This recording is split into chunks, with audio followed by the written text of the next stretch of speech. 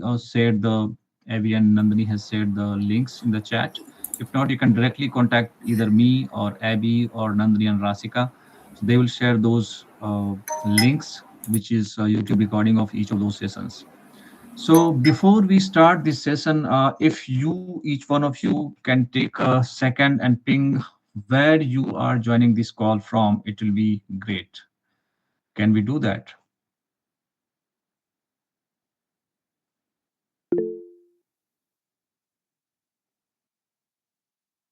Hyderabad, Kuala Lumpur, wonderful. Chennai,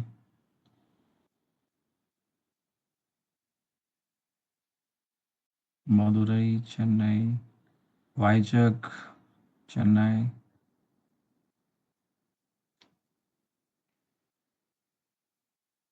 Bangalore, Tanjore. It's called Tanjore, right? How do you pronounce it? It's Tanjore or Tanjore? Mumbai, yes, Tanjore. Okay. Okay. So wonderful. So before we start sharing the details about the specific session, I want to highlight the significance of infrastructure, right? In this, I would say, in this time or in this era wherein we all are completely overwhelmed by AI, right? So recently, I would say just a week ago,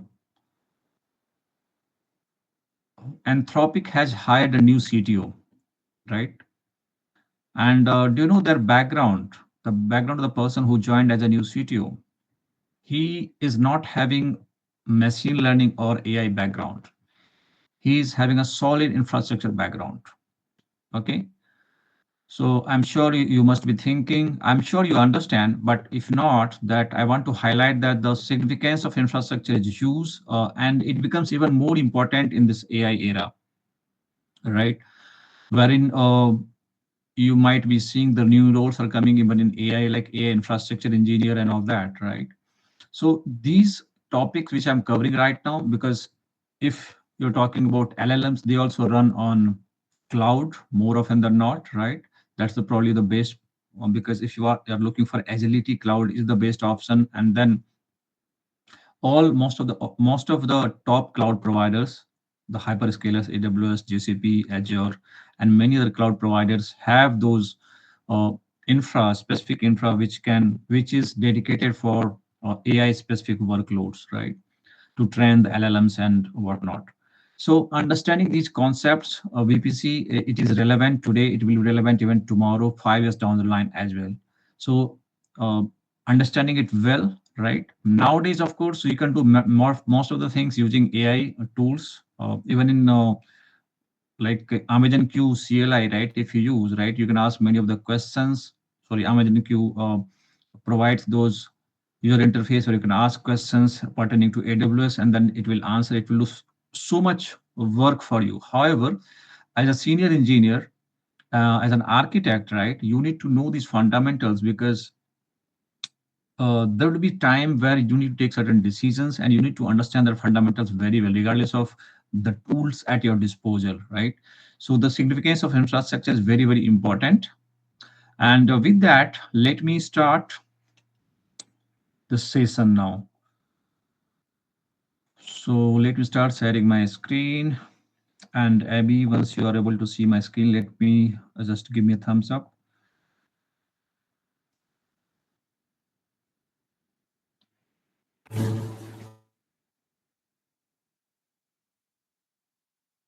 We have kept this session for 2 hours. Hopefully, we should be able to finish earlier than that.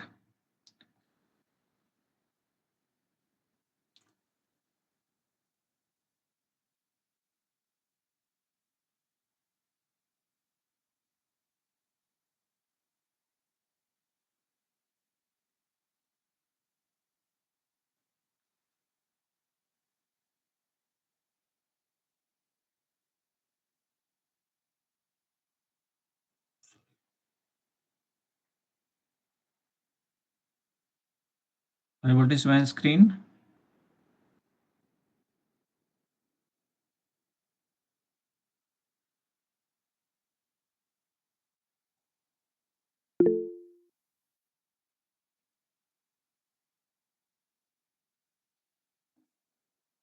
Everything is fine. Any distraction on the screen? Everything is clear now?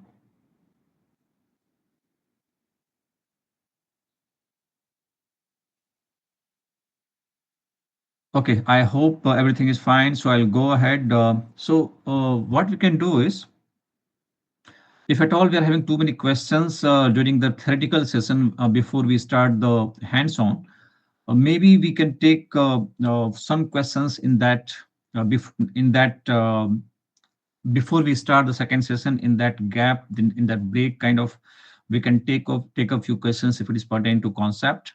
And some of the points which you might be asking, in fact, I have noted down in some of the documents which I have not put in the PPT. So maybe later on, right after the session gets over, later half of today, I'll try to update this PPT with those details as well, and then share with Abby, and she can share with the group, so that you can get I mean handy. But if at all you're having some important questions, so that you are needing more clarity before we move towards hands-on, so we can take up those questions probably for 5 minutes. But we'll see if time permits, then we'll do that way. Otherwise, we'll take up all the questions towards the end. So depending upon the time, that's how we'll plan. Okay, so as I mentioned, that it's the session is AWS VPC Virtual Private Cloud Deep Dive. Now, as I mentioned, we have covered some of the fundamentals of networking in last session. However, we wanted to go back and then revisit those some part of it, the how a physical network looks, right? Most of us have worked. Sorry, most have worked in IT, are working in IT, and we have seen the enterprise network. But probably a small network, or even you can say very small network, starts with the physical server, right?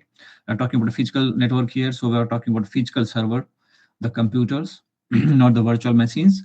So there is a number of physical server where it needs to interact with the each other, and then for that it needs to have NIC network interface card. It stands for it. It is mandatory for each physical server. Even your computer has that. So if you're working on a laptop, if you're working on a computer, it has that built in, right? Network interface card. So that is there, and using which it you I mean, if all number of three physical server need to interact with each other, then you need network switch, right? So that's what I have depicted here. It's a very small network where 3 to 5 computers, physical computers, can work together. We are talking about servers here, not a normal computer. It's a server, right? So I talked about client and server mechanism in the last session. So again, you can look back, you can go and replay those sessions for yourself. You'll understand. So the physical servers in a very small network needs these three components at least, right? Network switch, NIC, network interface card, and of course the server themselves, right? Now, if you expand it, right, because at enterprise level, the number of systems, the number of servers, the number of computers will be huge, right?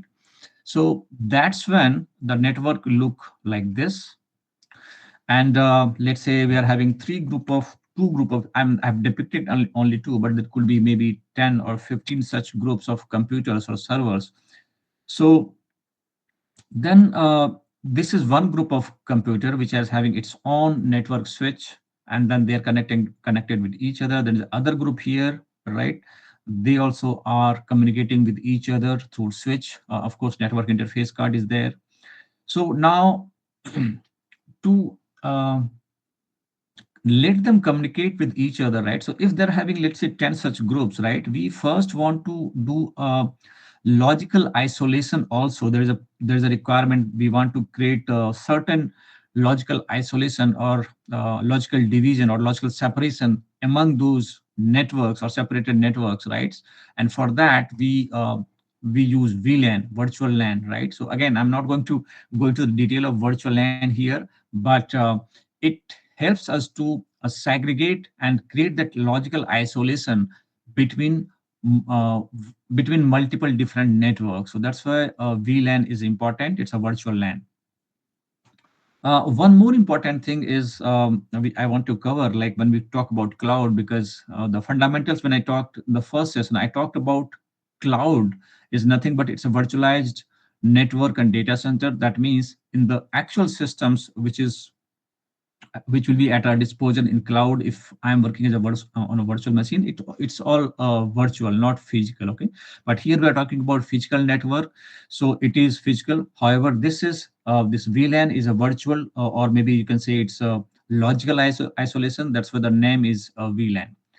Now, because there are multiple different sub-network here, and who are connected with the respective physical computers, like this one, and this one, and then similarly this one, and this one, and then you'll be having similar continuous different small network. Now, to let all other computers, to let all these smaller network to work together, we need something called router. Okay. Again, I did not provide much detail in the last session, but I did talk about what is router used for. So it is going to help these sub networks to communicate with each other. Okay.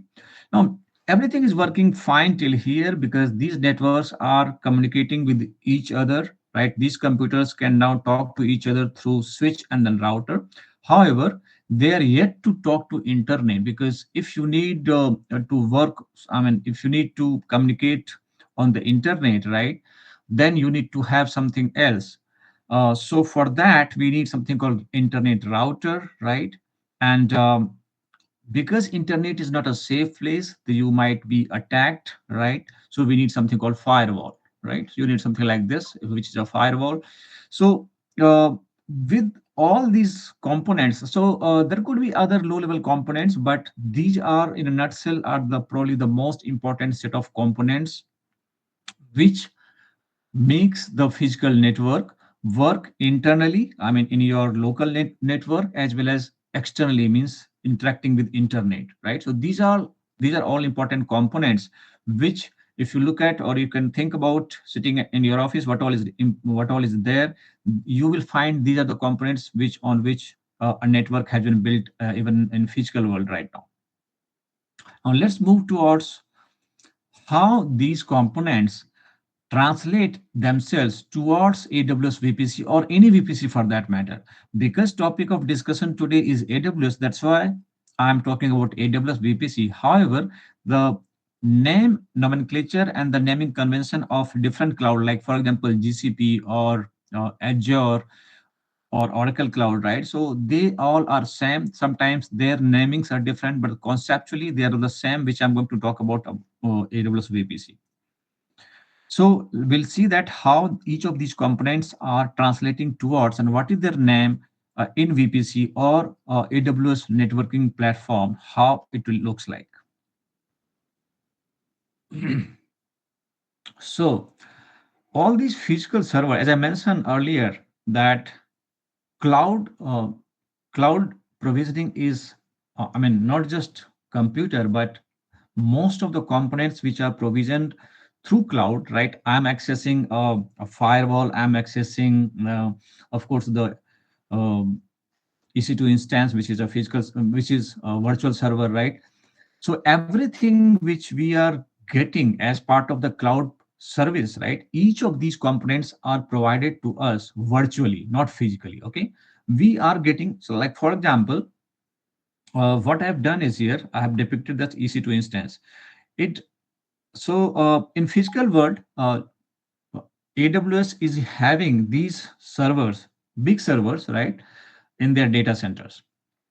As I mentioned and highlighted about virtualization, if you remember, those of you who have attended the first session, right, the virtualization, how it works is you are creating multiple virtual machines from one hardware machine, one physical computer, uh, right? You can get multiple physical machines, multiple VMs, virtual machines.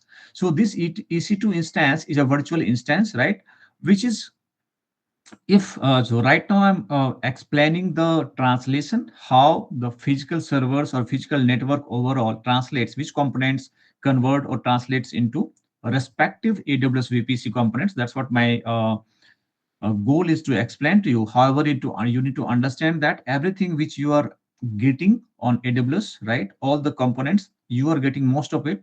I would say most of it, because there could be some scenario wherein you are, there are some use cases actually wherein you can directly access specific physical server also, because there are some provisioning in AWS. Like for example, if you choose dedicated VPC, or there are specific instances, specific dedicated instances also you can get. So those are very specific use cases. However, I'm talking in general that most of the services you're getting on cloud, it's all virtual. Now, coming back to this topic again, so the physical server will translate into EC2 instance, the NIC will translate into ENI, Elastic Network Interface, right? ENI stands for. This virtual LAN will translate into subnet. We'll talk about it, right? Routing table, router has all this logic, the rules, right? What is allowed, what is not allowed, and things like that. So that is where you are seeing this translation from router to routing table, where I'll show you that there are multiple, you could have more than one entries into routing table. And these like subnet and routing table are work very closely, right? We'll talk about subnet association and all that when I talk about AWS VPC. Here, firewall. So we are going to talk about two important firewalls here. One is security group, one is network access control list, right? At what layer these works. Then internet router stands for IGW, Internet Gateway. I mean, sorry, it translates to IGW in VPC, Amazon VPC. So primarily, these are 5, 6 components which are the core component in physical server, and you can see now how it is translating towards AWS VPC. So if you have any question, you can ask now, because now I'm going to talk about AWS specific. So if you have any question, you can ping in the chat. I'll try to answer.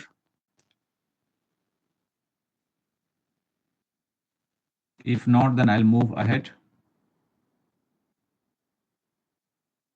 Okay, fine. So I don't see any questions, so I can move ahead.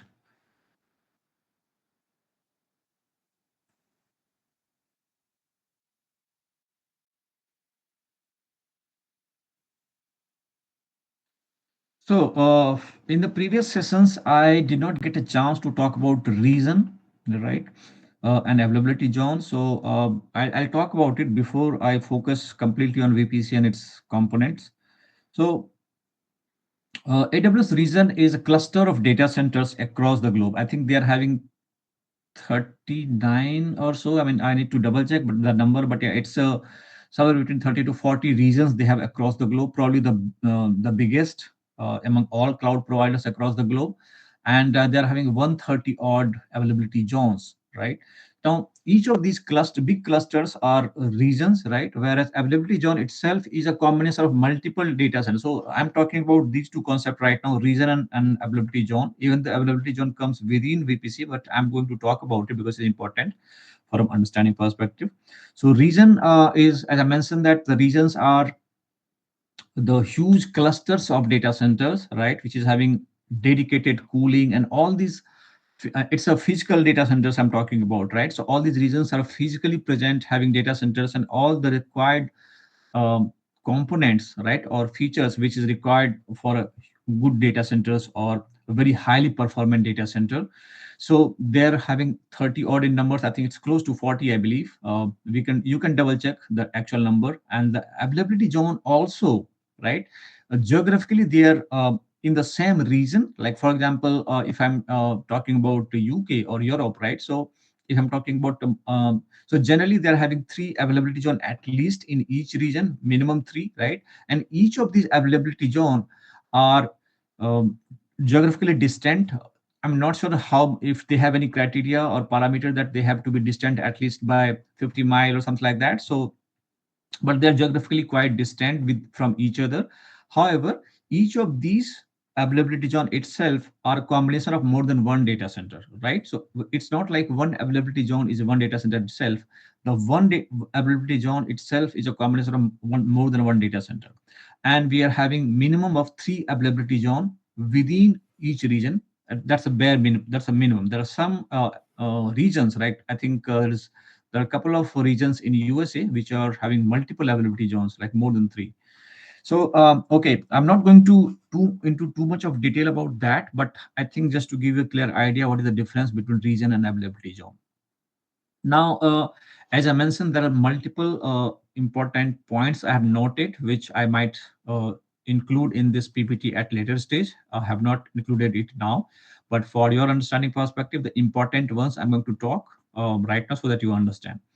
Now, VPC is is covering the whole region, right? So it means that it can, like for example, I have depicted here two availability zone, but most of the region, as I mentioned, there are more than two, at least three AGs. When I go and show you on the AWS management console, you will see that at least three AGs are available.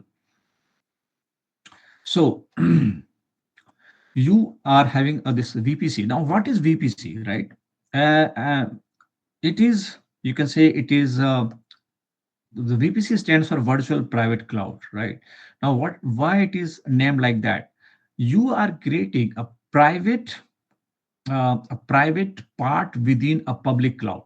AWS is a public cloud provider, right? So you are creating a private cloud within the public cloud provider for your organization's requirement, right? So that's why, and it's a virtual, so it's a logical separation from a public cloud provider. So that's what the VPC. I mean, again, it's not a official definition. This is how I am explaining to you. So for your understanding that it's a virtual private cloud.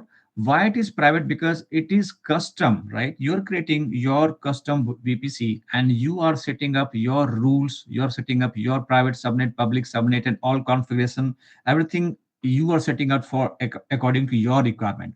So in a way, it is private to a customer like me, customer like you, and customer like anybody who is creating VPC. Now, there could be more than one VPC in a given region, right? And there are number of components which I'm going to show you. However, the most important one I'll start with right now is the subnet. So if you see here, I have created two AGs here. So in each of these AGs, I have created public subnet one here and public subnet two, a private subnet one here, a private subnet two. Now, let me talk about subnet and why a subnet is significant. What is the importance of subnet? Now, once I'm going to show you that, okay, once you create VPC, the most important aspect of that is it will ask you, okay, tell me how many IP addresses you want to reserve for this VPC. So the moment we do that, we select the region, we select the number of IP addresses we want to reserve. That will depend upon what is your requirement, how many um, machines you want to set up in that, right? Right? Machines means EC2 instance. So that will define how many addresses you want to reserve. So far, so good. However, it does not answer what is the significance of subnet. Now, subnet is like VPC is probably from networking perspective, VPC is nothing unless you define the subnet. So subnet is like you can see it's a probably you're in a room, right, which is a VPC, but you or maybe you are in a big hall, you want to compartmentalize your big hall into different rooms and create switch where the different devices can connect. So subnet provides you that networking capability where you can do all the communications from networking perspective. So VPC is just a room, right? You just decide your periphery, okay, this is the area for my room, but or my hall, but it is subnet which is having all those networking capability. So that's the significance of subnet. So that's why subnet is the most important concept within VPC. Now, what is the difference between public subnet and private subnet? Uh, I'm sure you might have heard of public facing systems and not public facing systems and all that, right? So, as name suggests, right, public subnet is subnet which generally you create wherein you want to host your systems or machines, EC2 instance, for example, which is uh, okay to be accessed by third party, by anybody for that matter, like internet facing. Like for example, we go and do shopping on AWS. sorry, Amazon.com, right? A lot of shopping we all of us do. So that user interface has been created somewhere on the public network of AWS, right? Or public subnet, I would say, on AWS. Whereas they're having so many other implementations like databases and storage and business logic. Those are abstracted from user like us, right? Those are must be having somewhere in their private subnet, right? Probably because I'm talking about AWS, that's why I give the example of Amazon. But any website, all right, we are accessing right now, they're all either they're SaaS based offering. We have to have some sort of single sign on capability if we have access in our enterprise level. However, all these public facing systems are mostly hosted in their public subnet if they are hosted on cloud. So that is the difference between public subnet and private subnet. Generally, right, you are going to abstract those systems which you do not want to expose to third party from security perspective. Neither they want to neither they are supposed to access those systems, because that is for your internal purpose only. So from business perspective, that's the significance of, or that's the difference of public subnet compared to private subnet. I hope that answers your question. Now I have showcased that there are multiple different EC2 instance I have shown here. EC2A, here EC2B, EC2D, EC2C. So these are the, there could be more than one, of course, EC2 machines, which can be part of subnet. There could be different other EC2, no, sorry, there could be other uh, managed services, I would say, or other components of AWS, which can be part of subnet, right? Like for example, you are going to host, let's say, RDS, right? RDS, it's a relational database managed database instance, right? So RDS can be part of your subnet. Similarly, there are certain others like elastic load balancer could be part of your sorry, I'm not talking about subnet here, I'm talking about the VPC, sorry. So there are certain services, right, which could be part of your VPC. And then specific to, if we talk about private subnet, then the most important example would be your database layer. If you're talking about the three-tier architecture, the web layer could be hosted on public subnet. The database layer, which is your database and storage layer, could be on your private subnet. The business logic layer could also be on private subnet. So that's the real world use case you can think of, right? How public subnet will be used at enterprise level, or private subnet can be used at enterprise level.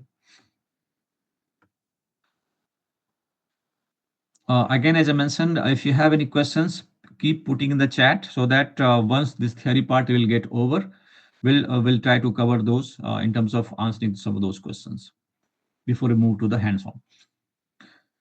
Now, so extended AWS VPC.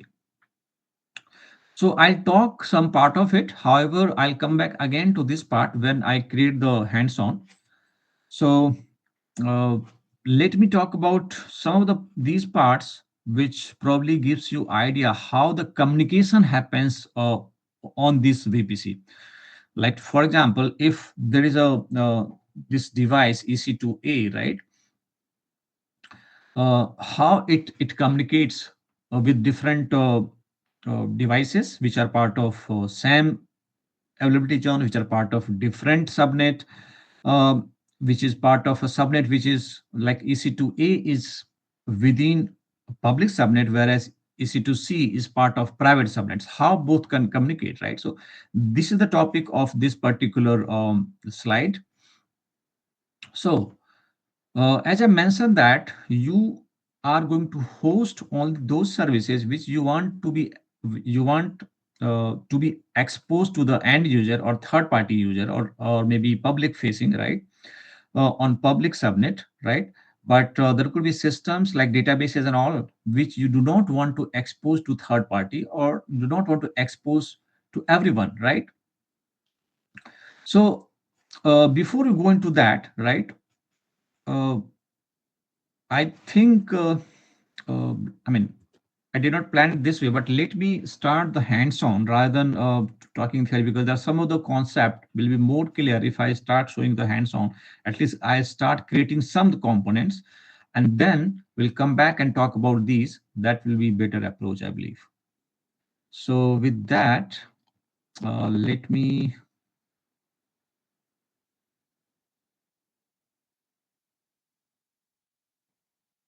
start creating the VPC. Uh, by now, if you have any question, I can take those. If not, then I can carry on. Do you have any question? Uh, yes. Okay. No question. So you can ask any question if you have. And so far, now I'm anyhow moving towards the hands-on now. So it will be in parallel. Okay, like hands-on and the theory both. I'll explain in parallel because it will give you more easy way to understand the concepts rather than just talking about concept.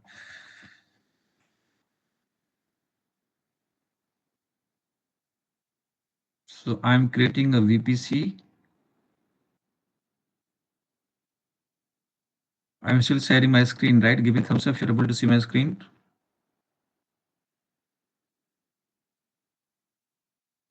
Yeah, it is visible. Console is visible. Sorry. Console is visible. Yeah. Okay. Okay. Thank you. So VPC settings, you can see there are two options here: VPC only, VPC and more, right? So if you see here, I'm not going to use this option, but I'm just showing you, right? So this is giving me everything right on its own, but I'm not choosing this option because if I choose this way, probably you will less learn. It will, I mean, you have to do less work in this, but you will learn also less in this. So I'll rather use VPC only. I'll do creation of all components manually one by one so that you understand, so that tomorrow if you have to do, you understand why I should create this way and not choose certain options, so that will be easier, or maybe you will understand that if I do select this option VPC only. Now I'm giving so first I need to give the name. So I'm giving the name as demo builder series CBS VPC. I'm just giving VPC4 because just to avoid confusion. I've already created some VPCs, but yeah, from demo perspective, this is the first one. That's fine. So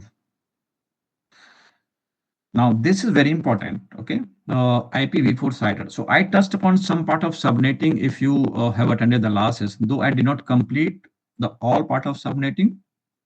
However, I did touch upon the parts like what is subnetting and how certain aspect like block size and all that helps in subnetting. What is the significance of subnet mask? All those things I have captured. What is CIDR? CIDR stands for classless inter-domain routing, right? So this is a representation of CIDR, like which I'm going to put right now. So I'm going to select this IP address 10.0.0. There are 4 octets, so I need to put at least 3 dots so that I can achieve 4 octets. Again, at the back end, it's these octets. As I again, I everything I'm talking right now, it's all explained in the previous session, so you can go back and check what is the octet and all that. Slash 16, right? This is very important, very important. I would say now there are so many calculators. So you can do Google, you can ask Chat GPT, you can ask your own Amazon Q. They will tell you like if you need these many devices, right, how many what subnet or IPv4 subnet or CIDR you need to mention here in this, right? Also, if you work in enterprise, right, what will happen is your CO team probably would manage, and then they will see, okay, these are the only IP address range available, you use or you choose among these, right? So depending upon how many VPCs you want to create and all that, right? So it's this particular part is very important. Again, subnetting I have not completed, however I did touch upon some important aspect. So maybe in future, I can't promise, but in future, if possible, I will create another session just for subnetting. But at the moment, I don't know when. But yeah, maybe if you are looking for that, I'll do it. So this part is very important for you. This will I would say this will dictate that how many devices you are going to have in your VPC overall, right? Of course, eventually you have to do subnet creation and all that, but overall, what is the volume of your VPC? It's as simple as that. So that's what this signifies. So I'm just choosing IPv4, no IPv6, right? Tenancy, I'm choosing default. I was talking about it, right? So if you see here, there's other option called dedicated. I'm not choosing that because if you're choosing dedicated, what will happen is, again, it might be chargeable, I don't know. Second thing is, even for enterprises, right? What is the meaning of it? It works as that everything which is part of VPC, it is provisioned privately just for you. It is dedicated for you. So all the specific uh, provisioning at the back end, whatever is part of that VPC, will be dedicated for you as a client. Let's say I'm working for company XYZ, right? So my company for that specific VPC will all those resources which is part of that VPC will be dedicated for me. No other client will be sharing those resources. So that's the difference. Okay. So I'm selecting default here.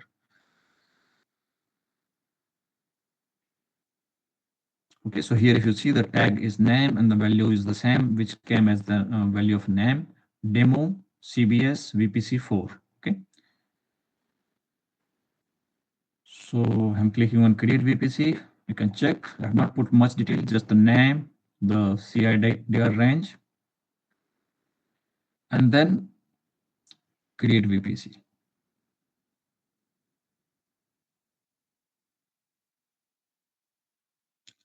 Okay, so if you see here, when I created VPC, right, what happened is it created the DNS resolution. It said enable, so DNS setting had got created at the backend. Man network access control list ACL, network ACL, right, NACL, NACL also we call it. That got created, right. Similarly, the DSCP option got created. DSCP stands for what does it stand for? uh, host control protocol dynamic, I think it stands for dynamic host control or host configuration protocol. What is this used for? I think I talked about it in last session.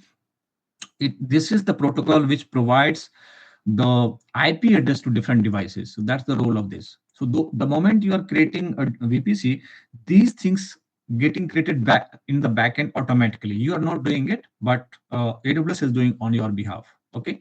The main routing table is getting created here. However, if you go and VPC list, this is showing here, but in the actual the overall component which is part of man routing table, like route entry and everything, that takes some time, maybe a couple of minutes. Okay, so we need to wait for it. If you want to immediately see it, so probably you might not be able to see once you list down all the VPC. This will take a couple of minutes before it reflects with all its entries there. Okay, so yeah, so DNS setting, it creates the DSCP, it creates the routing table, it creates the man routing table. This is important. So man is important here. This is called man because it is getting created not by you, but the moment you created any VPC, this gets created automatically. That's why it is named as man routing table. If you're going to create your own routing table, that will not be considered as man. So there is a parameter called is man. The value for that will be a yes in this case. But if you are creating something, a routing table from your side, a custom routing table, that will be the value for that is not man. Okay, that you remember this. But they are important things. Okay, so yeah, so this is the VPC which got created. Now after VPC, what is important? Subnets, right?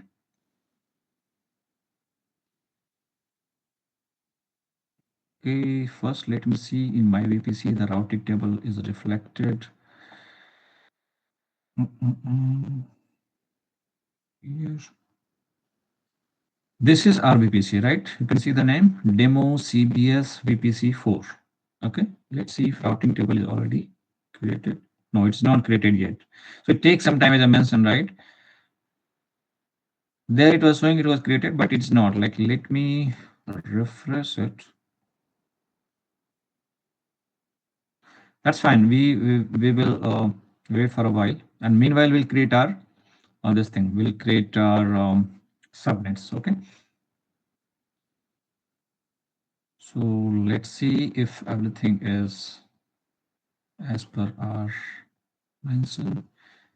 So IPv4 CIDR is the most important thing even in subnet creation. That's why I made note of this. So 10.0.0.0/7 16, right? Now I go to subnets. Uh, Let the backend takes care of itself and create the routing table detail. Will not wait for it, rather will create the subnet.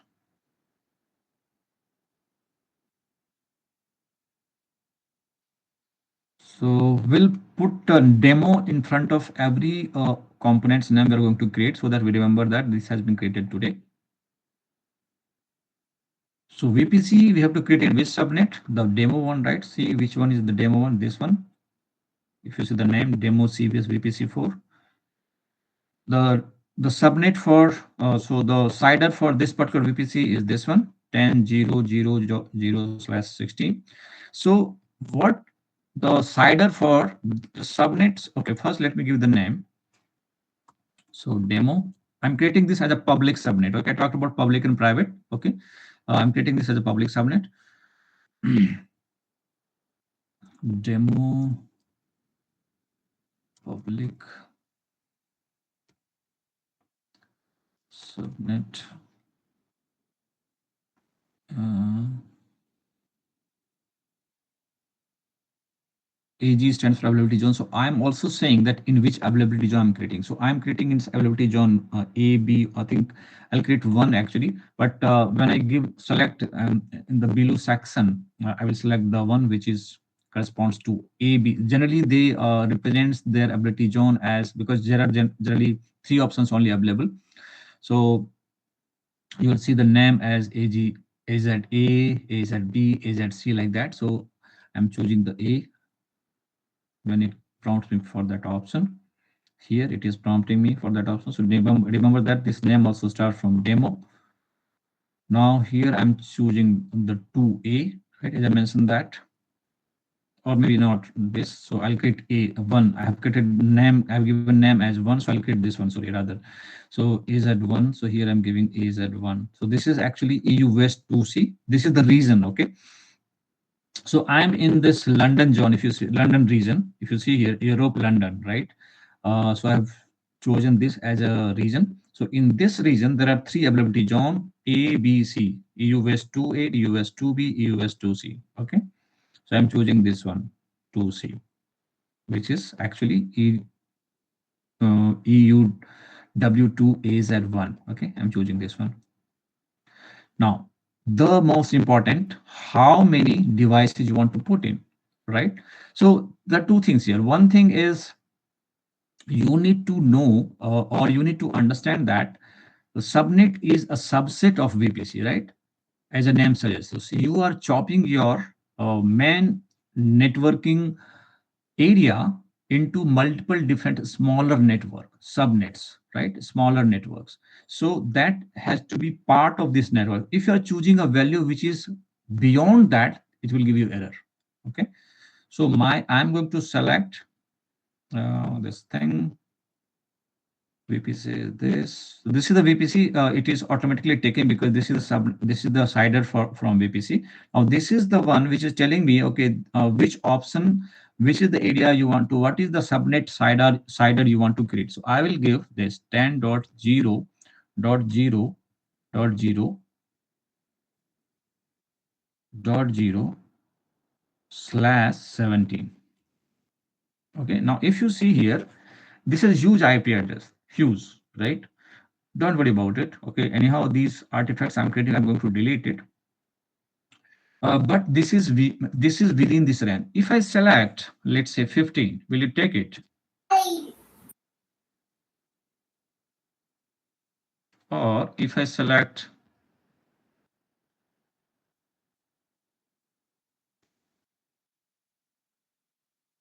see the value it is. So basically, um, I'm going to select this one because, so this is 32,706, sorry, 30. 32,768 IPs. If you go down the options, it will give you 18, 19, 20, and so on, right? So the moment we are changing this, if you see here, the values are changing here. The number of IPs available for this particular CIDR, it's changing, right? It is reducing, in fact, right?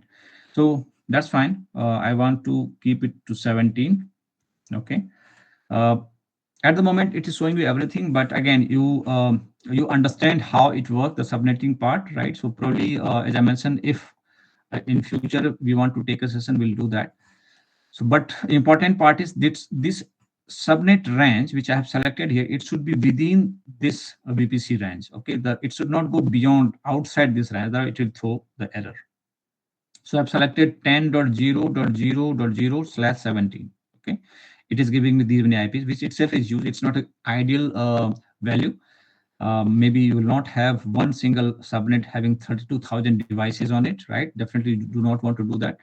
Also, one thing I want to mention that once you create a subnet, right, there are 5 different IP addresses, right, which are, let's say, 32,768 IPs are available, or IP means that these many devices you can attach to your subnet. However, the 5 devices or 5 IPs are reserved by AWS for different purposes. Okay, so that is again specific to AWS. The 2 devices reserved in any normal network as well, but AWS has additional 3 IPs which they reserve for their own purposes. Okay, now let's go and understand that. Sorry.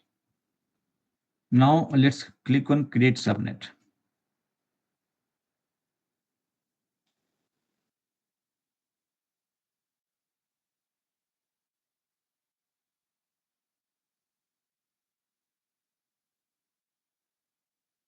So you can see all these values.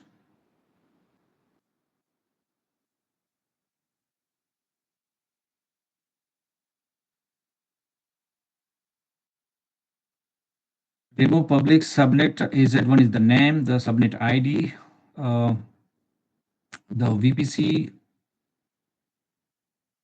You can verify if you're a part of the same VPC. It is, because we have selected the same, the correct VPC here.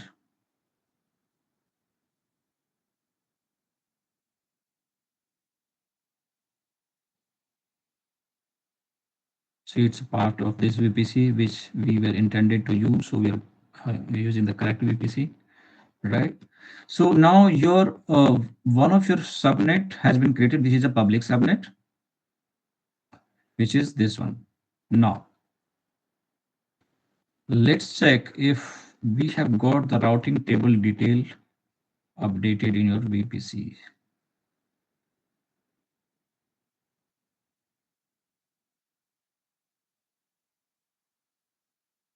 Oh, it is not showing yet. Horrible.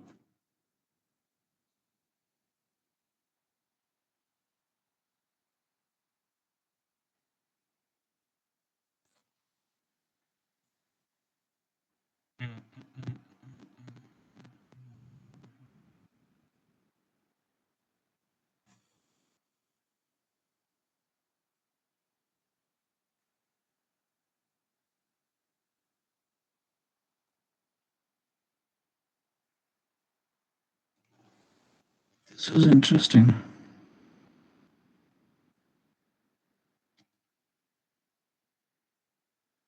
The routing table is showing there, but why it is not showing here?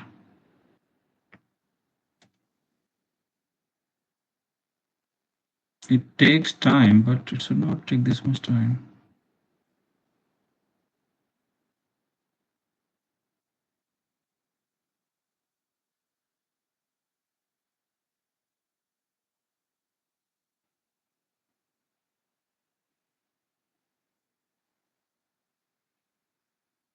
No matching source found. Okay, it's okay.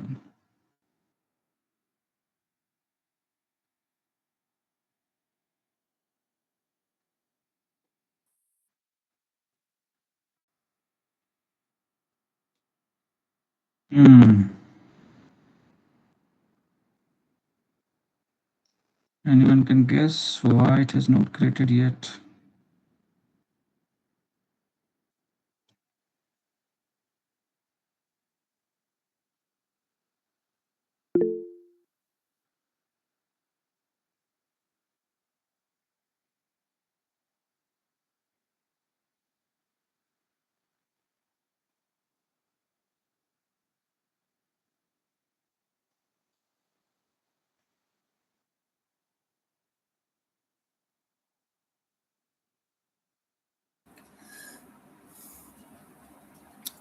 Okay, Pawan, what we it's can do is we updated. can, yeah, tell me. That last updated is 1 hour back, no? Where? In left of the actions, there is one reload option. Kind of refresh. Left. Oh my God. See, this is the loading issue. What is so? Yeah, this is probably browser problem, I think. Yes.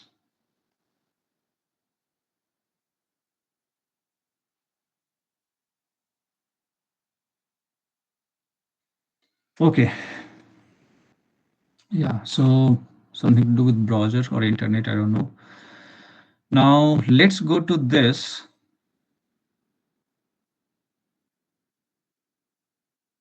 A very important concept here. Please pay attention. So if you see here, this entry I have not created, right? This entry got created automatically. What does this mean? The meaning of this is this like once you are creating any VPC, right? This entry gets created. So first is a routing table. This is a routing table, right?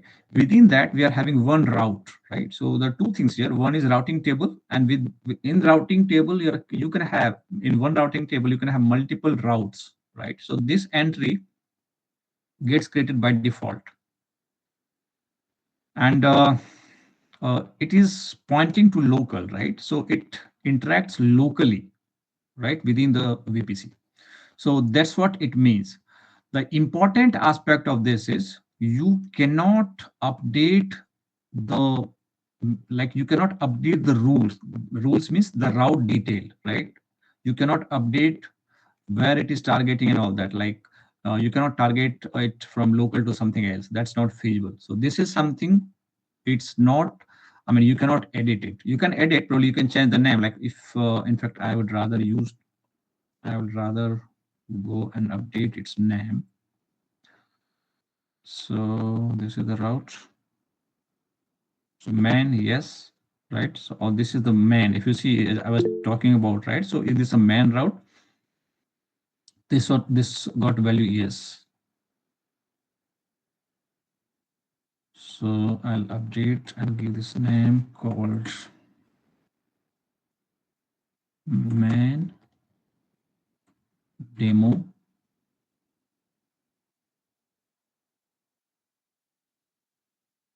RT stands for routing table.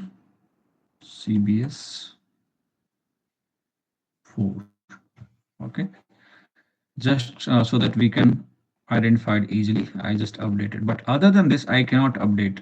Cannot update its routing entry. Okay, that is something which is always to be there, right? Now, one important thing I want to showcase here.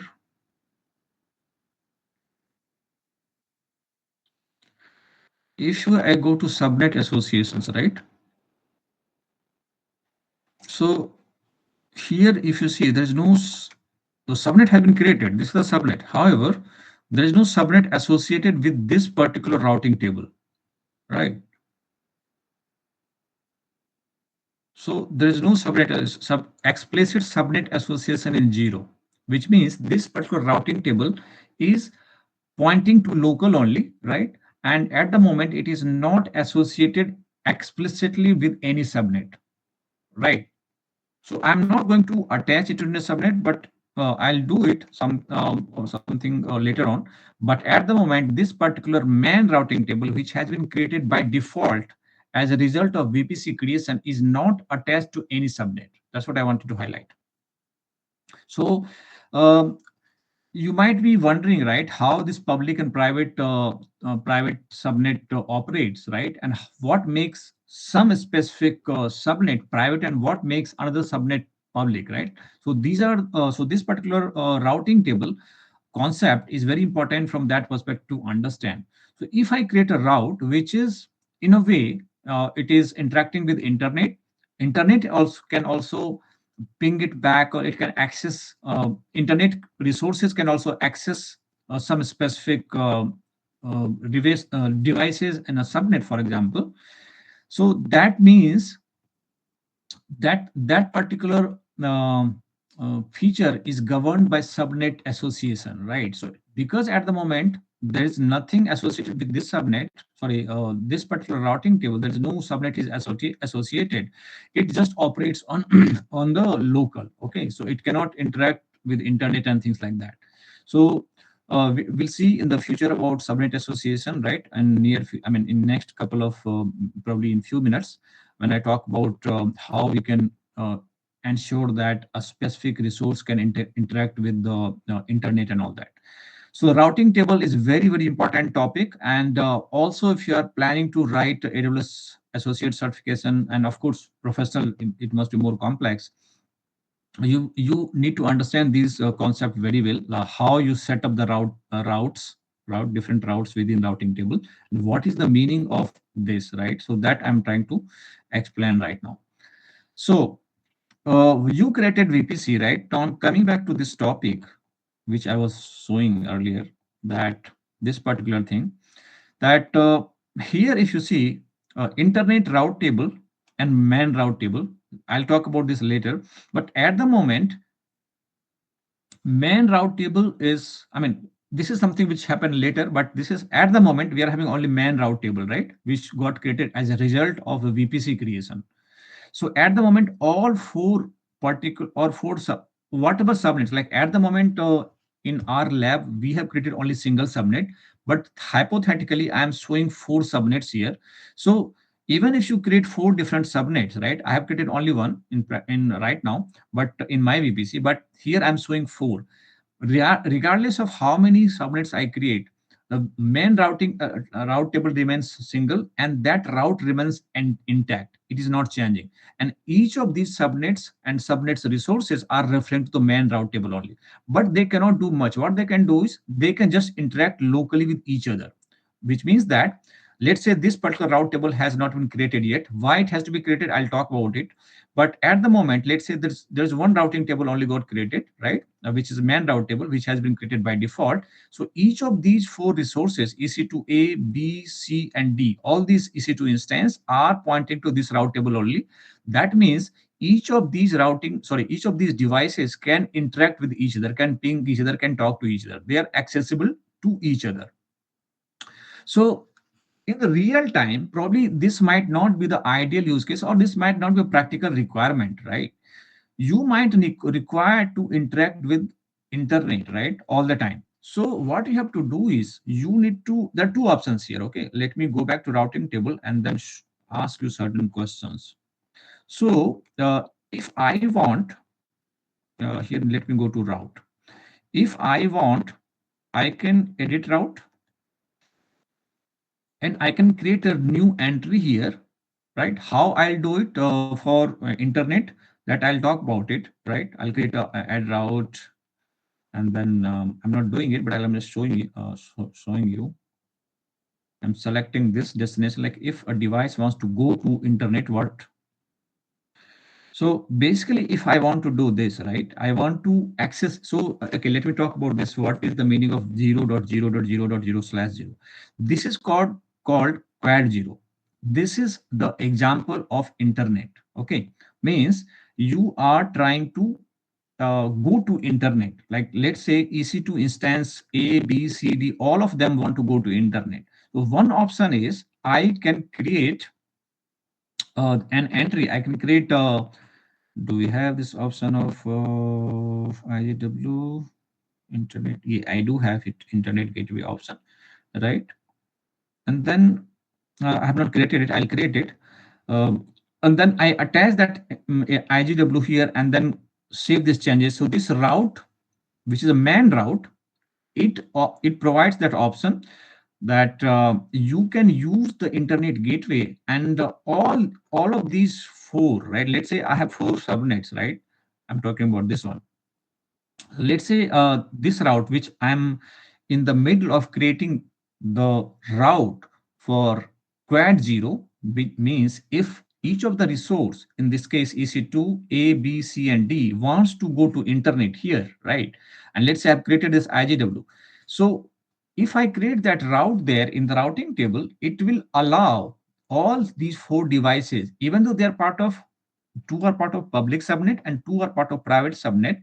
And if I do it and attach the attach the subnet association, right, for each of those subnets, if I do these two steps, one is create IJW, and then second step is create that entry in the routing table and attach that option here, IJW value there, and subnet association of all these subnets. If I do these three steps, then all these four devices will be able to go to internet.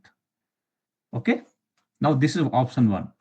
Before I talk about second option, let me rather create the IGW also. Okay, so I'm just showing you, I was showing you, but I've not created on save changes. Neither I have IGW at my disposal, so I cannot use this option yet.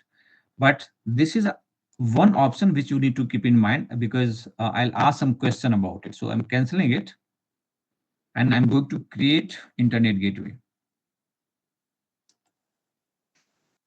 So I already have few internet gateway created, so I have to create a new one, because internet gateway is one-on-one mapping with VPC. Sorry, I think internet gateway is a regional entity, but for a given VPC, it's one-on-one. Like one internet gateway cannot be attached to more than one VPC. Okay, so I'm creating an internet gateway.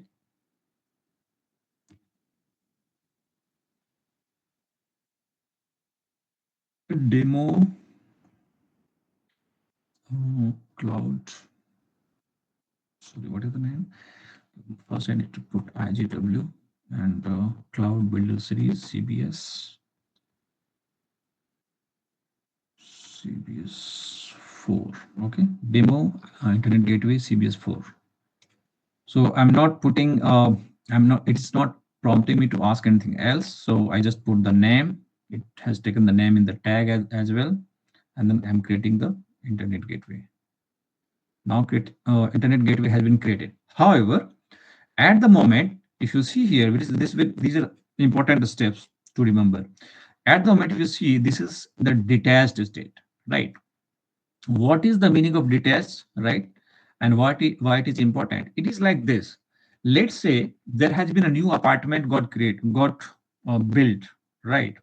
Now that apartment, if somebody wants to visit, right, and they want to search that apartment, let's say in India, right, or in UK, for example.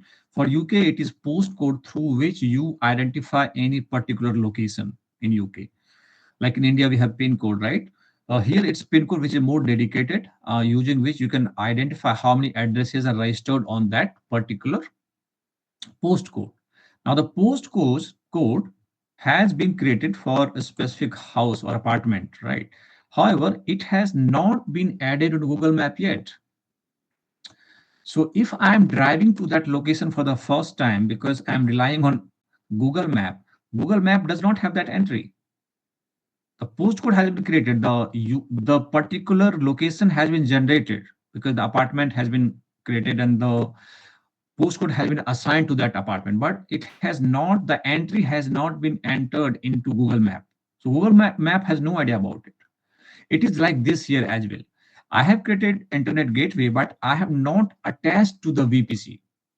So even if I create the routing table entry, right, because that VPC, in that VPC, it has not been attached, or to that VPC, it has not been attached, right, it will not be able to work. So to do that, what I have to do is I have to click on attach to VPC. So it will ask me which VPC. This is the VPC I'm looking for, right?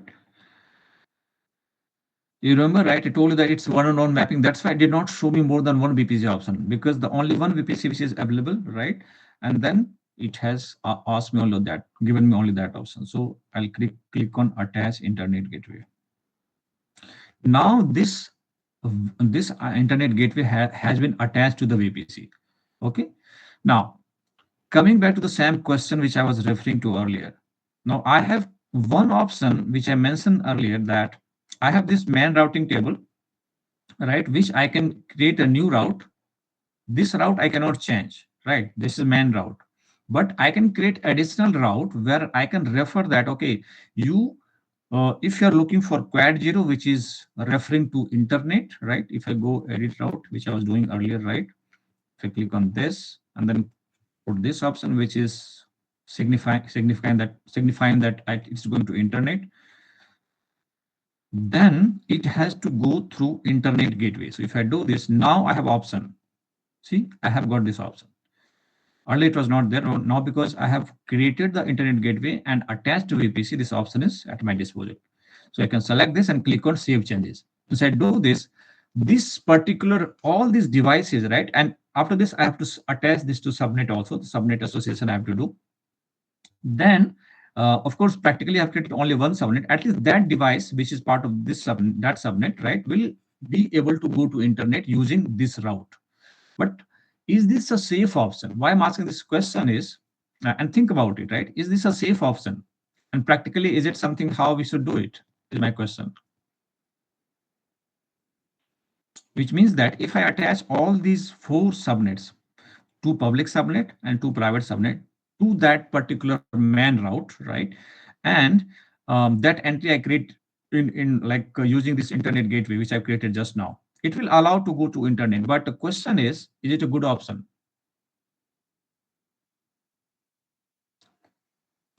Anybody answering? Let me see the chat. No. Okay. Why? Not safe. Okay, that's good. It is not safe. Why it is not safe?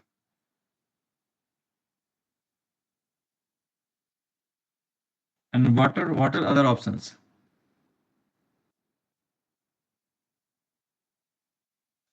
Fine. That's what I'm going to explain. What is the next option and what is the better option? Okay, let me talk about that, because if you think this way, then it will be easy for you to understand, also remember in future. Okay. So now, so I'm not doing this. I'm canceling it. So what is the next option? How now in real time? What exactly you want is, you want that your only these two devices which are part of public subnet each, they should only be accessible to internet directly. So directly, what is important here, right? There should be an indirect way of even the private subnet might be required. I'll talk about that later on. But directly, if you want to access the internet, it should be part of only those resources who are sitting on public subnets. And how I can do it? I can do it this way. So for that, I need to do two steps. One step is I need to create a new routing table. Okay. So, no, sorry, I need to create a new routing table.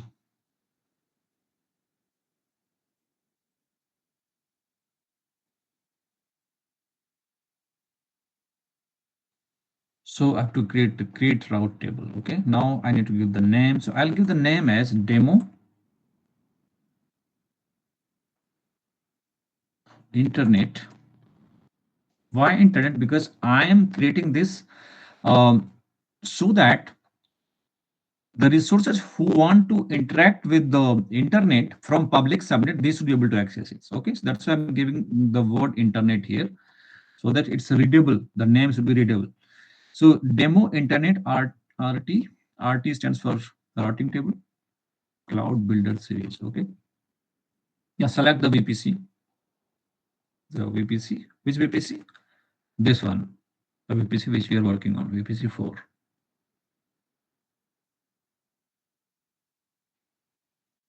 So create route table. Now This route table, if you see here,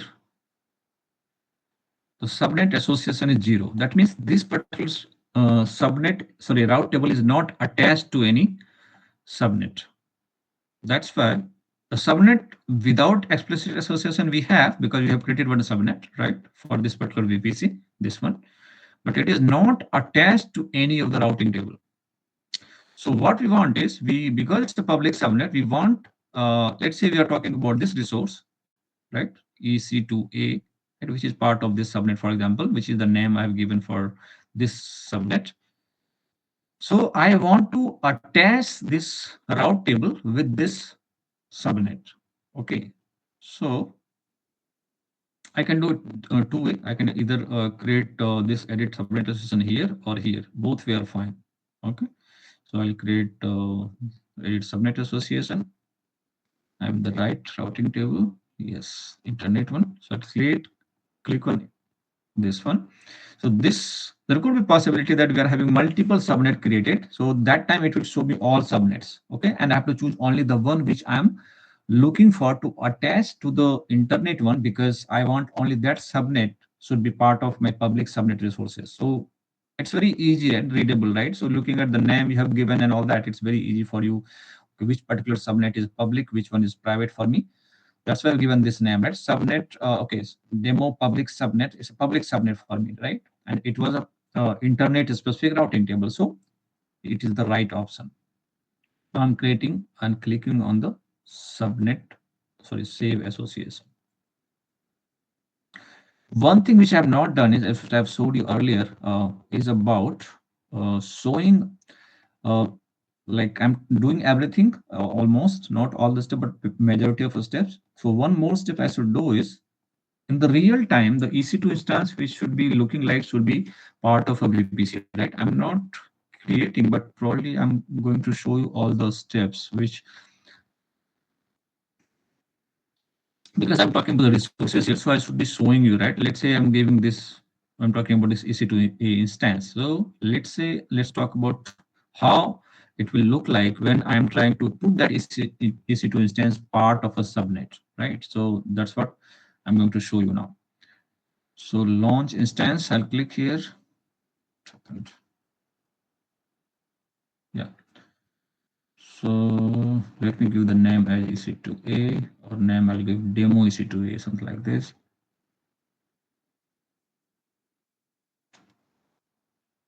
Demo EC2A. Okay. Now, quick start. Which I'm just selecting the default one. Is selected Amazon's Linux, and AMI. I'm not touching. I'm just selecting the default one here. The important part here is the default one is selected. I'm not touching this as well. Go down. This also I'm not touching.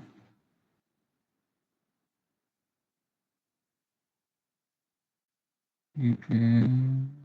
Proceed. Okay. At the moment I'm just leaving because I'm not creating it. I'm just showing you something. Security group. Probably I want to select security group, but again, that's not the point here to highlight.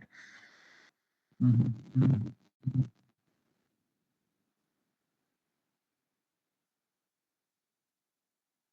Something is missing. What is missing?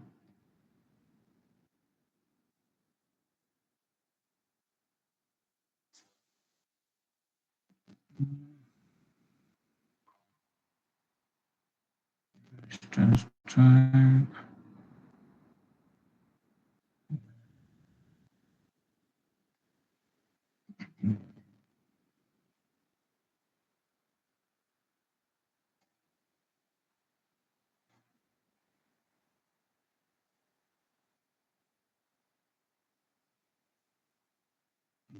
Please select the right option.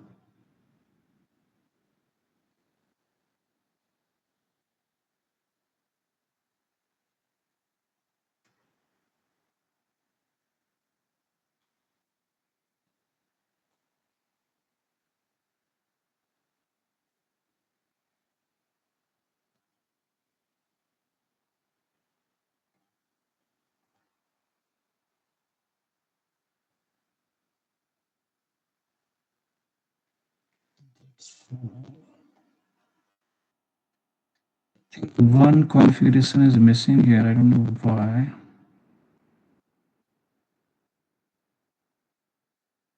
Anyway, that's not very important. The important part which I wanted to show you, because anyhow I'm not going to create it. I think this will also work, but one thing which I want to show you is this one, which I'll show anyways. This one. So network setting is something this.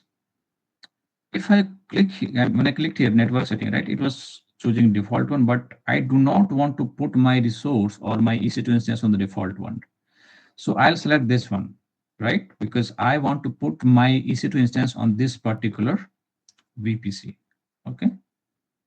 So I select this one. I think this was the most important. So anyway, I did not want to create this.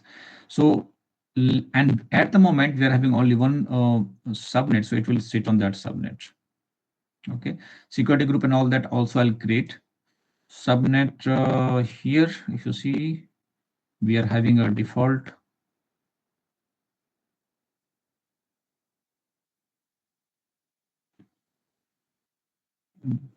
I created this.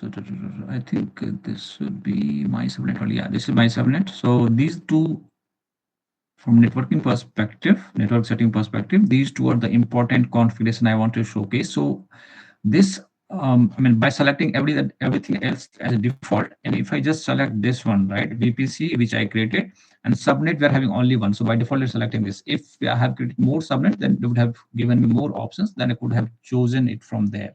So I want to put my EC2 instance on this subnet, sorry, this VPC and this subnet. That's what I wanted to show. I'm not creating it, but I'm just showing you that this is how I want to put my EC2 instance or any instance for that matter on the specific network I am looking for, like a specific subnet and VPC. And once I selected all of these options, remaining options I'm right now leaving as default. Click on launch instance. So that means the moment it gets launched, it will sit on the specific subnet I'm looking for. Okay, so this is the only thing I wanted to showcase. There are other configuration like security group. Anyhow, I'm going to talk about it, but I'm not going to showcase here. But this part I want to show you so that you feel this is a real, right? That this particular EC2 instance, which I am showing here, EC2A, is sitting on this public subnet. Now, this particular, yeah, public subnet here, EC2A, and then this particular public subnet, which I've given certain name, right, wants to attach itself to internet via IDW. So subnet association, have I done or not done? If I have not done, then we'll do it. Let's go back to the PPC.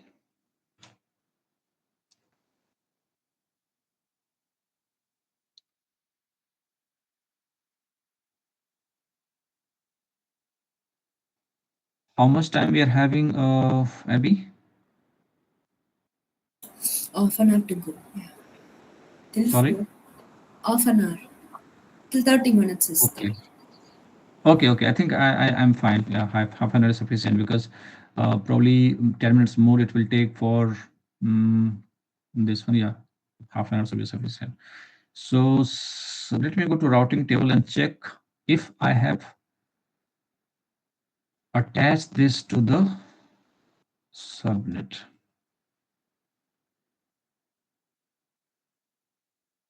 Yes, I have attached. So now I have attached this. So now earlier, if you remember, right, the subnet without explicit association was 1. So this moved to this category because I attached this subnet to this routing table, which is internet specific, right? Demo internet routing table CVS. Now this device, which is sitting on this device EC2A, which is sitting on this subnet, right? Now it can, because now this is attached to this internet route table, right? Now it can go to internet via this internet gateway. So that is the significance of internet gateway. If I would have added this this internet routing table related route inside this main route table, which I did not do, then it would have dissolved the purpose of being all these resources sitting on private subnet, because I want to host database here. Database will be accessible by internet, and it can access the internet, because one thing we need to remember is internet IGW, right? So IGW is providing not just one-way traffic, it provides two-way communication. Like if I can from here, right, EC2A right now is having genuinely accessing internet can also access it, and that's how we are hosting these devices on public subnet, right?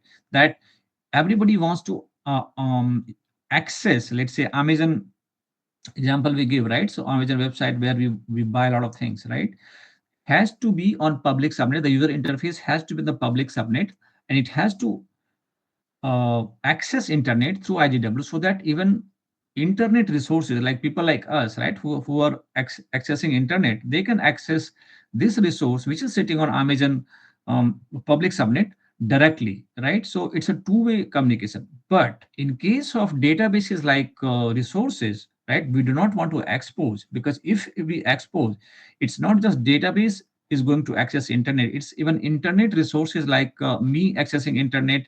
I can also access database, right? So I know like the resources I'm talking about, I know the traffic is coming from which particular address, and I can hit it back. So I can it becomes exposure to security incident, right? So we have to be careful. So that's why we did that. That's why this part is very important for you to understand that what is the significance of internet route table and why I did not create that entry into man route table. I think this part has taken a lot of time, but it is probably one of the most important understanding you will ever get. And then tomorrow you might write certification, you might use this in a real life example in your office work. So you will be using these concept there. Now one important aspect is, even though let's say you do not want these private subnet resources like EC2D where database is hosted, for example your RDS is hosted. Now you want, let's say your MySQL server or Oracle database is hosted on that particular machine, EC2D, in this particular device. Now how, if there is an update, there is an upgrade, or maybe let's say Jenkins server has been hosted, right? Now the Jenkins server has got some update, you have to upload, or sorry, download that update from internet. How it will do it? It will not be able to access internet because it has no communication with the internet. So what is the other option through which it can access internet securely? The option is NAT gateway. Okay, so this is a NAT gateway. I wanted to touch upon this just from this purpose. So NAT gateway, what it does is, again, I can show you how to create it, because you need to be careful that internet gateway, if when you create internet gateway, you are not being charged unless you are sending any traffic through it. Like if you create your internet gateway in your free account and you left it for 1 year and no traffic is moving or no traffic is going via internet gateway, you're not being charged. However, if you create NAT gateway, even if you're not using it, right, still you're being charged. So be careful while you're using certain specific AWS resources, that you should be aware which resource, how their billing model works. That NAT gateway is one of such resource that it does not even see whether traffic is moving through it or not. It is still going to charge you. So I'm going to show you how gateway is getting created. But I'll not create it. I'll just show you how NAT gateway will be created. I'll explain you quickly as well that, and then explain you that how an internet gateway works. Okay, but let me show you how you need to create it. Mhm. We don't have any. So demo.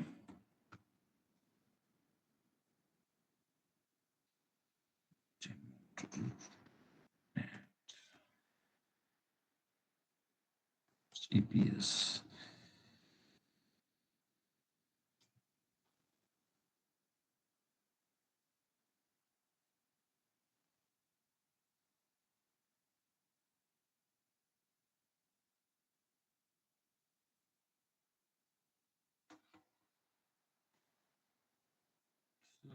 First, I was in the wrong page. Sorry. Oh, it has to be here. So demo net CVS. Now, this regional view and journal view, okay, this is important. Again, I'm not going to too much detail, but regional, you can understand that it covers all ages. Now, I am going to be journal only, okay, and I'm going to create within this subnet. Now, this is very important, okay. Before I create, I'll rather explain you. So, as I mentioned that this private subnet resources need to access internet. They cannot access internet directly because there is no routing table attached to this, right? Man routing table is not taking them to internet, okay? Because man routing table has only one route, which is about local, right? There's no entry through internet gateway. Now, NAT gateway can do that. How NAT gateway works is because it is part of same availability zone, right? Now, this particular resource can interact, can directly connect with NAT gateway because it's part of same ages, right? So it can, uh, even though it's a public subnet, this is a private subnet, but both can still interact with each other. So this traffic, they can send traffic or they can send the request to NAT gateway. Okay. Now NAT gateway is going to work as a proxy. What is the meaning of that is, let's say this particular device has a IP address, right? So this IP address is received by NAT. That request is coming from this IP address. However, NAT gateway then takes this request and asks that specific detail from internet directly. Right. Now, NAT gateway, because you do not have any entry into main route table, which is associated with private subnet, right? You cannot have direct access to internet. Now, if it has to go via NAT gateway, right? Then this, so at the moment, I'm not telling that where I want to put. My question here is, you have two options. Either you put your NAT gateway in private subnet or you put your NAT gateway in public subnet. Where do you want to put NAT gateway? In a private subnet or public subnet?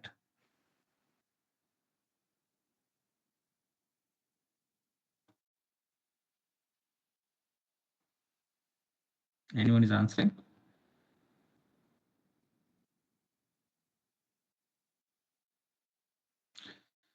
Hmm. No, you see, okay, let me come back. You are,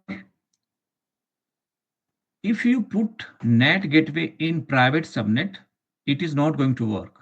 The reason for that is private subnet does not have direct connection with internet. Even for NAT gateway, they have to be present in public subnet. So it is a two-step process. The first request from private subnet resource, like let's say EC2D instance, this instance I'm talking about, it makes a request to NAT gateway, which is in public subnet.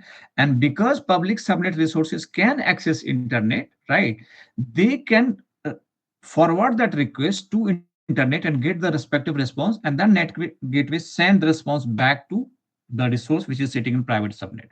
So that because the NAT gateway does not, the request which is happening between NAT gateway and internet, even if internet, which they can access NAT gateway, they will not get hold of where the actual request is coming from. They will know that okay, the request is coming from NAT gateway, but the actual request, in turn, is coming from this subnet, which is private subnet. So our purpose is solved here because we are not exposing our systems which are probably having a backend implementation or databases, right? So that way I'm securing my resource which is sitting in private subnet. But if you are putting NAT gateway itself, if you're putting NAT gateway within private subnet, then the NAT gateway cannot access internet. For that reason, NAT gateway themselves has to be present in public subnet. Okay, this is a bit complex topic. I mean, not that complex, but if you think about it, you'll understand logically that they have to be present in public subnet so that they can access internet. But these private subnet resources need to make a request to them. So this is a two-step process. That's how it works. Okay. So now what I'll do is I will create entry for this in a public subnet which I have created. So which is that subnet?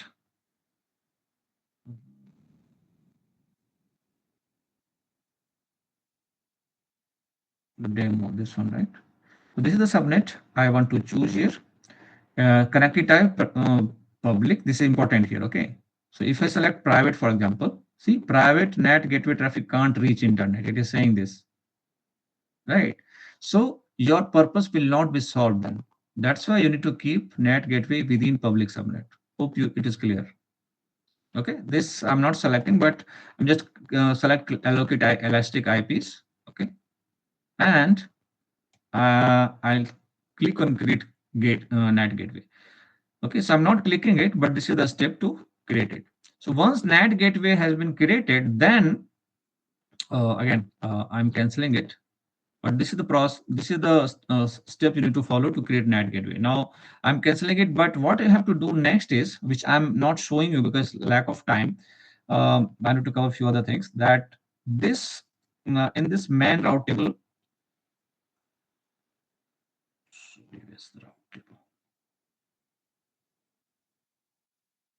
So in this main route table, which has been created as part of our VPC creation, right? The default one, this one. So here you need to create another entry.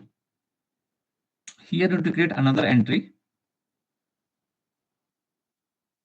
or maybe you can create another route also. Both will work, and you need to add entry for the NAT gateway here, and then add this main route table to the private subnet.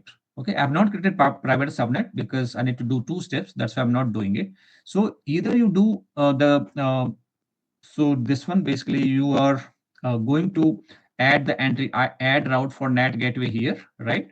And that way it is going to access internet, but actual putting this NAT gateway, so route will be the route entry will happen here for NAT gateway, but they have to be NAT gateway physically has to be present in this particular subnet. So this is a bit confusing, not very complex, but it's a bit confusing. But if you think about it, you'll understand that. Okay. So this step I am exiting right now. I'm not completing, but this is how you have to do. Other option, as I mentioned, that you can create another route, which you can or another routing table, and you can attach that to the private subnet once you create the private subnet. I've not created private subnet, that's why I'm not showcasing you. Okay, so I'm canceling this. So we are having close to 20 minutes, but most complex topics I've already covered. One topic which we'll cover next is about the security group, which is I'll talk about probably next. So if you have any question, probably you can put in the chat. I'll take towards the end only because we are left with only 20 minutes. So I'll try to cover the couple of important topics. But I hope this is quite clear for you. Okay, now, so there are two concepts which are very important. Okay, here first I'm going to talk about them, and then I'll go back to the previous slide and then explain a few things there. Okay, now extended AWS VPC with security group, with security and firewalls. Security and firewalls is part of security. That's why I have given this name as this. Now there are two components. One is security group and one is network access control list, NACL, right? Now security group, security group is a firewall which works at instance level.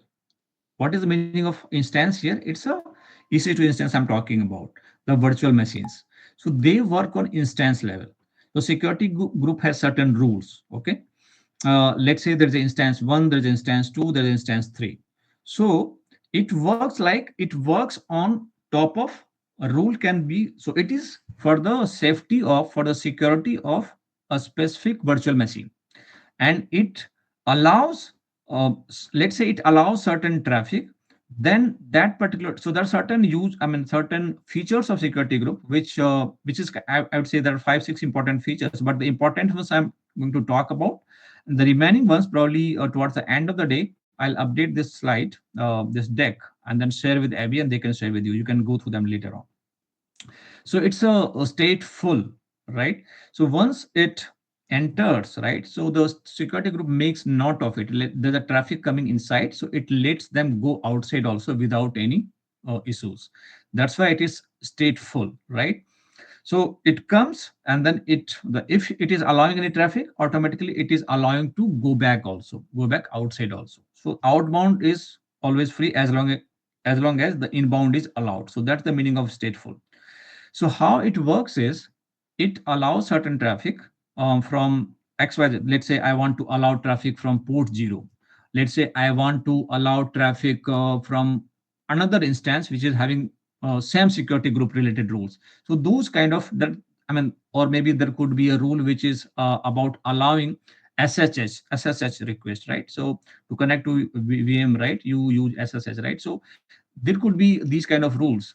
There could be more complex rule wherein you can have your web server sitting on public subnet, as I mentioned, and you can have uh, your middleware, right, which is where your business logic implement in the 3 architecture. You're having business logic and you're having database layer, which is tier 3 in this case. So you can have separate security group implemented for each of these 3 layers, right? So that could be that real world use case, right? Now let me ask you some question here, which is something it might think you and it might make you understand also, right? Let's say this example, the last one. Instance 1 is having two security group rules. One is SG1 and one is SG2. So SG1 is having rule called port 80 allow. That means any traffic coming from port 80, right? It is allowing that. And SG2 is uh, it is not allowing a traffic from port 80. So what it means is SG1 is allowed traffic for port 80, whereas SG2 is denied traffic for port 80. Now, can you tell me what will be the result, the final output, like what is allowed and what is not allowed? Like, will it be completely denied because it's a same rule, right? It's a allow or deny for port 80. So which will work? Will it be deny or will it be allow from port 80? Any guess?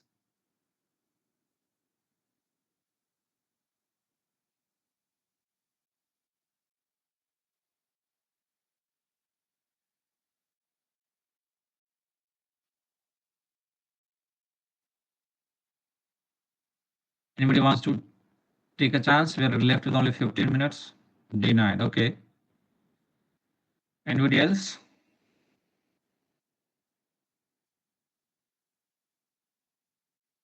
Okay. See, one thing. This is a trick question. There is no concept of deny in security group.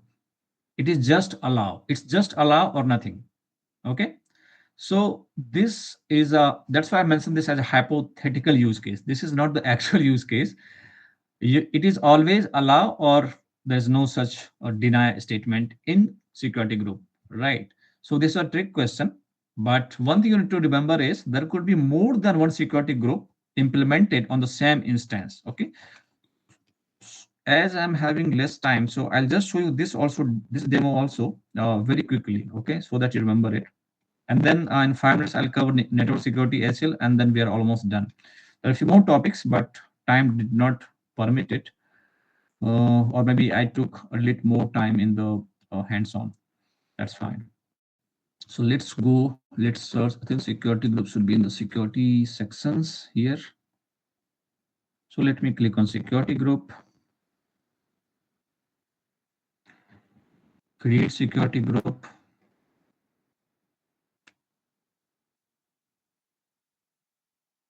Uh, demo, sorry, demo.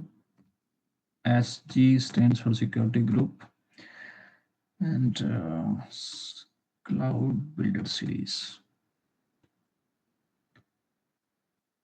with the same detail here. This one is important, VPC selection. So I'm going to select VPC 4 for demo one. Inbound rules are none, outbound rules are there, but I'm not touching any of the rules right now. I'm just creating it first. So I'm creating, click on create security group.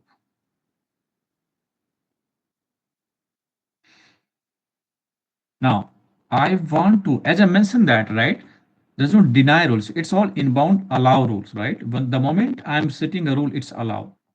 Let's say I want to create a rule wherein any I want to allow HTTP request for port 80 from anywhere. That means mostly like you are creating this rule where you are going to create a security group for your web server, right? So this kind of rule will create like you allow every request because you have this public facing system, right? You anywhere IPv4, right? And that's it. Save rules. So this is one rule, right? There could be more complex use case. Let's say I want to allow request which is for pinging system 1 has to ping to system 2, right? For example, there's a EC2 instance has to ping EC2 instance A has to ping EC2 instance B, right? So I can use a security group which has certain rule like this. I'll show you that. mm, I'll create add rule, and for ping, what protocol is being used? It is ICMP, Internet Control Message Protocol. What is that? ICMP. Oh, ICMP, custom ICMP before. Do you have normal ICMP? It's custom only. I think it's a custom only. Custom ICMP before. And what I'm telling you, if I'm trying to get access or get request allowing only for that particular instance, which is being implemented with the same security group, then I am allowing only the request from same security group. So this will give me option of security group as I'll just create as where is it is it should be somewhere in the below. Why it is not showing? Yeah, no, this is default as the, oh, this is mine. This is my SC, right? Security group demo SGCBS, this thing. So I selected this. So what this rule is telling, if the request is coming for ICMP, right? It is, if it is for ping, then, and the request is or coming from a EC2 instance, which is having the same security group, then you allow that. Those EC2 instance from which the request is coming for ping, which is implemented with the same security group, then you allow, right? So this is the meaning of this particular rule. So I create save rules. Again, they're the examples. But in the real time, as I mentioned, that you can have use cases where you have to create 3D architecture. The security group implementation is pretty granular. Okay. Now, quickly, let me talk about network access control list because we are moving towards the end of the session almost. So networks access control, okay, not this one. Network access control list works to secure your subnet. If you see here, NACL, NACL, NACL, and NACL entry I have put at each subnet. So this secures your subnet, whereas EC2 instance is being secured by your security group. So network access control list secures your subnet, and this is not stateful. This is stateless. Means if traffic is allowed because of allow rule, it is not uh, it is not letting, I mean, for the traffic going out of the subnet also, you have to be taking the permission, right? It's like that. That's why it is called stateless. Means the subnet does not remember you came, or even if you remember, it will not let you go out, right? So to go out also, there has to be rule which is to say, okay, you are allowed to enter, but you have to take permission to go out as well. So it is like that. So that's how network access control list works. The main important difference between security group and network ACL is security group is stateful, NACL is NACL is stateless, right? Security group works at instance level, network access control list works at subnet level.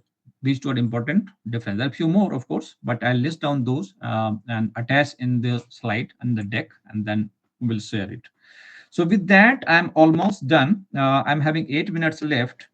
So what I'll do is I'll rather use my uh, draw.io to show you something, uh, because I've not created that diagram. So rather, let's see how much I can cover. Where is this security? Okay, here. So there are some use cases. One thing about which I want to mention here is, because of lack of time, I did not create the diagram for it. So see, VPC, within VPC, you can access only few services, like EC2 instance can be part of VPC, your Elastic Load Balancer can be part of VPC, your RDS instance can be part of VPC. There are only few limited number of managed AWS service can be part of VPC, means the services which can be accessed within VPC. The question is, there are so many services, hundreds of services which are not part of VPC. How to access them, right? So there is a component called VPC endpoint. Okay, again, with the interest of time, I'm not going to create the specific uh, icon of that. I'll rather put a box here to make you understand it, how it is going to work. Okay. Again, this thing I'm not putting in the right place, but just imagine that I'm putting in the right place. So how it will work is like this. So outside, so there is something called VPC endpoint. So VPC endpoint is a service which will allow to access the services like S3 bucket, the services like DynamoDB, CloudWatch, and so on and so forth, right? So through VPC endpoint, because all of these services, S3 bucket, all the services I'm talking about, they each of these services are having the public endpoint. Okay, so securely accessing those services from within VPC can happen through VPC endpoint. So there is something called gateway endpoint, right? So this is something I'll create here. You can consider this as a VPC endpoint. Sorry, I mean, it will not be in the right place because I'm creating this. Um, right now I don't have time to correct it, so just excuse me for that. But this you can consider as VPC endpoint, and then here you can consider this another block as gateway. So there are two types of VPC endpoint. One is gateway and one is interface. I think some of you who knows a bit of it, you will be knowing that. So this way, here it will be, this is, let's say this is gateway endpoint and this is interface endpoint. So some services can be accessed through gateway endpoint, some services can be accessed through internet interface endpoint. So I'll put this an arrow between here and here, right? And you can imagine it will be accessed. Let's say S3 bucket is sitting here. It's let's say S3. It will not be visible, but it's S3 bucket, and there are some other services. Let's say CloudWatch, for example, here, right? And this is your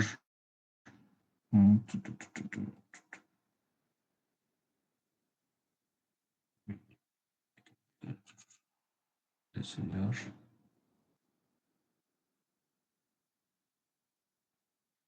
okay, and this is your VPC. Sorry, this is not the right representation. I mean, perfect representation, but it will not be like this way. Anyway, so imagine this is a VPC endpoint, and this is your this box is called, let's say, gateway endpoint. Oh, sorry, gateway. What is that? Gateway.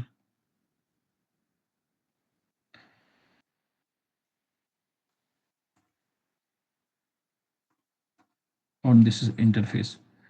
I'm sorry, I can't complete it, but I wanted to show this to you. This is not in a perfect uh, way from diagram perspective, but from understanding perspective, what I wanted to highlight here is there are many services are not accessible within VPC. For that, the VPC endpoint helps. And there are two types of endpoint. One is gateway and one is interface. Okay. And there are many services. I've listed only two just to explain to you. Similarly, you can understand this. There could be another VPC here. Let's say there is another VPC here, right here. They can interact. So this is VPC1, this part, right? Sorry, this blue line, right? This is the VPC, right? Now this could be another VPC, this one, and both can within this VPC there could be another EC2 instance, and other specific resources of AWS, they can interact with other VPC. This resource, like if EC2D wants to interact with another EC2 here, let's say EC2Z, which is part of this VPC, they can interact through something called VPC peering. Okay, which again I could not get time to quote it. This is a VPC peering service, which is another service, networking service. Through that, this both VPC can interact. Okay. Maybe if time permits, I'll try to document this also in another diagram. But yeah, in the interest of time, I want to finish this discussion in this itself. Okay, so with that, I'm done. Maybe in 2 minutes we can take some questions if you have any. Thank you so much.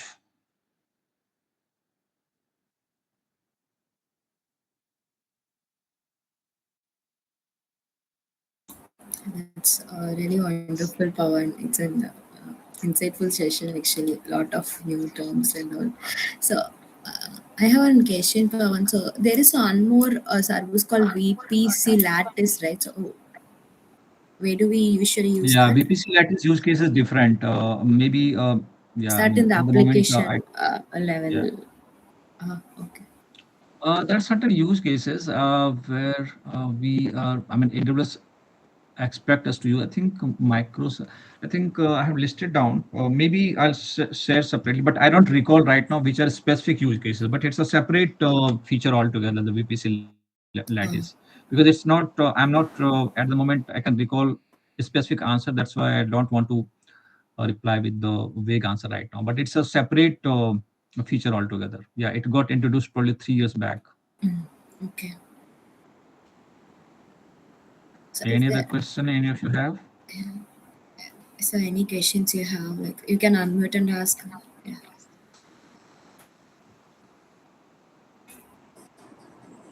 Yeah, can you repeat? What did you say? VPC what? No, no. Abby was asking VPC lattice. So VPC lattice is a separate feature altogether, separate That service is. altogether. Okay. So yeah, so they are having some advanced feature, and there's a specific use case when it is recommended to use. However, I cannot recall which specific use cases. That's why I did not want to comment on it. Yeah, okay. No, I just wanted to know the name of the service. I mean, I could not get VPC lattice. It is called VPC lattice. Lattice. LATI. Can you spell it, please? VPC. I'm In the just chat. writing in Yeah. the chat. ATTIC. Okay, got it. Thanks. Yeah, Pawan has put it in the chat.